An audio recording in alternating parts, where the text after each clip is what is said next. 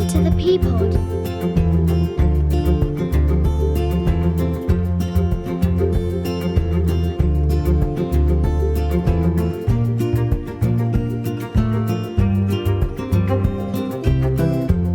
Welcome back to this brief episode of the ThePPod, where we're really keen this time to bring you a bit of a roundup of what we've covered so far this year, as well as look forward to what we have in store going into 2024. Now, we launched the ThePPod only a few months ago at the beginning of September as a way to widen our ability to disseminate learning across the partnership in light of many of the changes we've all seen taking place over the last few years, which includes the rise in more flexible working arrangements for many, as well as an increase in how we access information and communicate with others. We hope that this podcast would help respond to some of those changes, and I'm pleased to say that we've been absolutely blown away by the response to it, with there being nearly 750 episode downloads to date since we first launched in September, and a really, really positive feedback about it as well.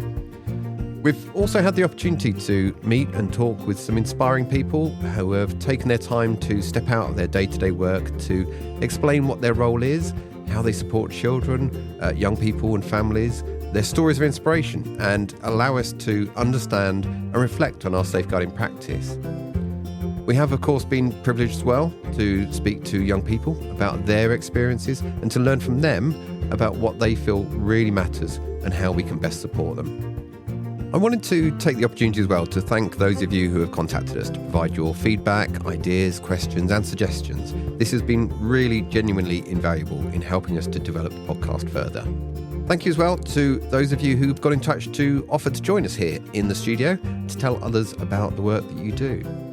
Now remember, we really do want to hear from you, so please continue to get in touch with us at theppod@somerset.gov.uk, and we will read every email that comes into us and respond to them. So if this is the first time you've listened to this podcast and wondering what you've missed, well, we've put together a little roundup of some of our episodes so far this year.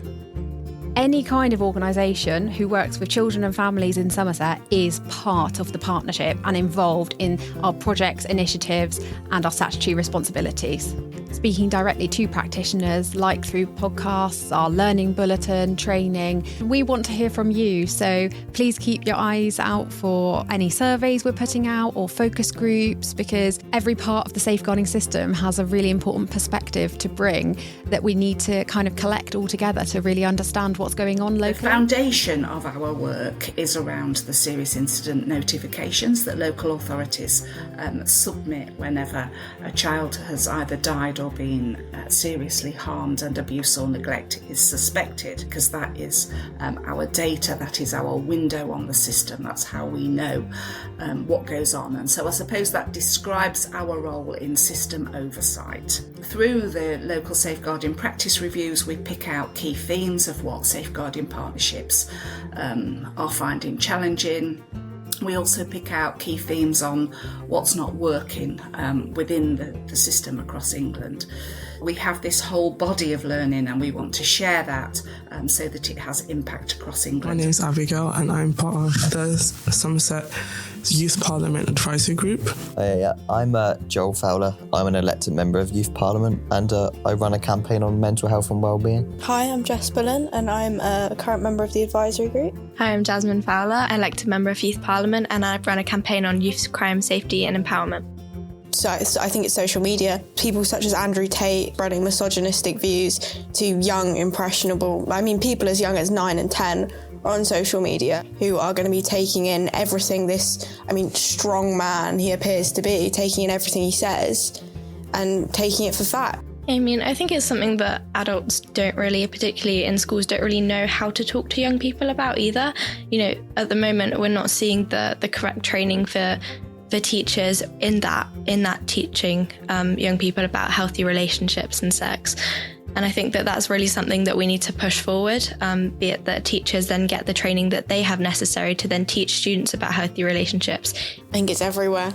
I think if you're saying you've not seen some sort of sexual harassment in your life, you're lying. It's everywhere. There is no way you can't have seen it. It's on the streets, it's in our classrooms. which I think is the most worrying. Overall, I think our main focus is on getting youth voice into places of power to make change. The kinship team, so we undertake the assessments for special guardians and for connected foster carers. And we also have private fostering sitting in that area, which I also manage. Private fostering is ultimately a private arrangement that's been made by the parents of a child and another person. This is DWP funded project, and they are very much focusing on conflicts that are frequent, intense and poorly resolved. And I think that captures what we're trying to do quite well. Basically, it's that ongoing, unresolved arguments in families that just cause a great deal of stress, great deal of tension within the family. But it isn't domestic abuse. Right. This is all conflict up to domestic abuse. So unhealthy parental conflict is very much about having a balance of power. It's not about seeking to control each other, and it's not about being afraid of each other. It's very much about you just stuck in this very unhealthy cycle of not being able to move up, bringing up the past, frequently regret being in the relationship, and it just becomes exhausting and it grinds people down. I'm Somerset Commander. That means I'm in charge of neighbourhood policing across the county. So I have about 300 staff, PCSOs, PCs and other ranks who look after our communities, our neighbourhoods across the county from east to west, north and south. It's very rewarding. So I see it as a real privilege to be in this position, to be dealing with a family, a victim or an offender or both, at the worst time of their life. And you're there to try and help them come to terms with it, to find the truth, to find a cause of death, to begin to patch up their life. And if you can do that professionally, you can provide those answers. What a great privilege it is to be there and to then potentially achieve justice on the end of that for the most serious crime, someone sent to prison. That's a great thing. So yeah, I'd recommend people join, do that work, keep up that work. It's extremely valuable, it's extremely rewarding, but not without its challenges, Any sensitive or tricky situation where a professional is engaging with someone who's suffering, your contact with that person leaves a trace. So every contact leaves a trace, in as much that because they're in trauma and crisis, they may well not remember what you said to them. They probably won't remember the instructions. They might not remember that you wanted to meet them tomorrow, or get a signature, or they need a document or whatever. But they'll probably remember how you made them feel, and if you're kind, you're professional, you listen, you're supportive, they'll remember. A motivational interview and conversation is a conversation about change, where the person on the receiving end may not yet see that they need to change. They might be feeling quite defensive, potentially quite resistant about making that change.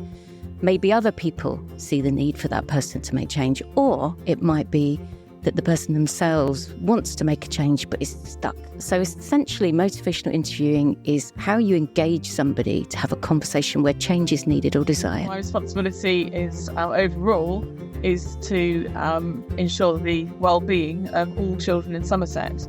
A lot of people believe that children's services, children's social care services, that is a critical part of the children's services role, but we also are responsible for early help, early as possible and as effectively as possible, so that they can go back to their lives and manage on their own independently as a family unit without the need for recourse to statutory services. I'd say it's the best job in the world, social work. I would say stick with it. There are going to be hard patches, sometimes it's a really tough job. Focus on the good that you're doing. That there are some fantastic outcomes when I think back about things that happen to families that I've worked with. I'm really proud of how I've supported them to do that, and you'll carry that with you forever. We've also been busy in the background recording more episodes for 2024, including speaking with colleagues from Complex Care Midwifery, the Local Authority Designated Officers, or LADOs, the participation team who work with young people to gain their voices. But we've also been finding out about young carer support, special guardianship orders, family group conferencing, child exploitation, and we've also got a couple of special episodes coming up shortly. One of those focusing on spiritual and ritualistic abuse, including accusations of witchcraft, and another focused on engaging with fathers. We will, of course, also be bringing you more of the inspirational Jackie Webb, who is coming back again to continue to delve into her expertise on motivational interviewing. So if you've not heard any of Jackie's MI episodes yet, do go back and have a listen. I promise you, you will not regret it. So, coming up shortly on the ThePPod, we have... Oh, wow. I never would have imagined being in this kind of role. When I first started my training as being a midwife, I never really even considered safeguarding as part of it, really. I used to not enjoy safeguarding in the slightest. Right. I really didn't enjoy it. And that was a confidence thing, because I felt it was a bit intimidating almost, of not knowing what to do and how to approach things. Over time, my confidence really grew, and then this role came up for joining Ren Team, and some of the managers were really encouraging me, and I thought, I couldn't imagine anything worse doing safeguarding full time. But actually, as I grew to love it, I thought, you know what, I'll give it a go, and I'm so pleased. I really love this role. It's absolutely fantastic. Sometimes even the young carers don't know that they're young carers themselves. So the more the schools can get involved and create a whole school ethos of understanding around young carers, the easier it is to identify those young carers. Statistically, Somerset has a low rate of young carers. We don't have that many. Now, we know that is untrue. We know that they're just unidentified. They haven't come forward. The schools haven't recognised them. What we want to do is just make sure they feel supported, just make sure they feel that they've got someone they can turn to. I'm the child exploitation team manager, and I manage another social worker and our support worker. We are really lucky in terms of the exploitation work that we've got really good relationships with the police, the different services, violence and reduction unit, and all the charities. So I think you feel very much that you're in a really big team, which is nice, because there's lots of really good examples of multi-agency work. We base all of our work upon the United Nations Convention on the Rights of the Child, and Article 12 states that children have a right to have a voice, and for that voice to be listened to seriously and acted on. At local councils, they should be the role models. So if at the council we are leading the way in making sure people understand that we do listen to children and young people and they do make a difference, that should be role models to our partners across the local system as well. I am the manager of the Somerset Maternity and Neonatal Voices Partnership. My role is to bring a service user voice into the design and implementation of maternity and neonatal services locally. Name's James, really a dad to 3. I just think involve the dad more. Yeah, just involve right from the beginning. I just think that's probably the best you can do. And even if it is just general chit chat or how are you coping, what's it? There doesn't necessarily need to be a form to fill in or nothing like that, but just general ask about the man's well-being and just ask how he is and if he's coping all right. And because sometimes there are men out there that don't. I believe that if we look at areas where people have the biggest barriers and challenges, and we can make it easier and more accessible, that things are more person-centred and personalised, that we're going to improve care for everybody. And that, includes the partners in that journey as well. That things need to be relevant and available, and it needs to be written to reach them so that they feel that they are able to be involved and included, give them permission that they are, part of that journey. So we're going to be talking about change talk versus sustain talk. That's right. Today we're going to start getting stuck in. Rolling up our sleeves. Absolutely. Over the next couple of months, we've also got a whole load more recordings to do, but we don't want to give away any of those spoilers too far in advance.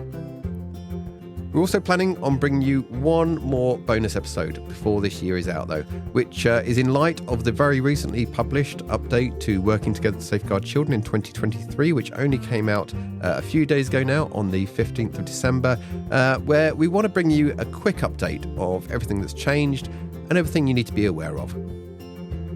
So before we end today, I just personally wanted to say a huge thank you to everybody that has joined me in the ThePPod this year to record episodes, but importantly as well to you and for everyone for listening. I'd also like to thank everyone for all of the hard work that you continue to do in helping to keep the children and young people of Somerset safe, which, as we've heard repeatedly here, can be incredibly tough, but also incredibly rewarding. As we reach a time in the year when many people are having a break from work, I'd finally like to say a special thank you to all of our colleagues from across the partnership who will be continuing to work throughout the period, including our friends from the health services, foster carers and those who work in children's homes, the police, out-of-hours emergency FIS and social workers, as well as those who voluntarily give up their time to help others over the festive period, and many, many more people beyond that as well. So, on behalf of both myself and the Somerset Safeguarding Children Partnership Business Unit, we hope that whatever you're doing, you keep safe and well, and we look forward to seeing you again next year at ThePPod. Let's work together to help keep children safe.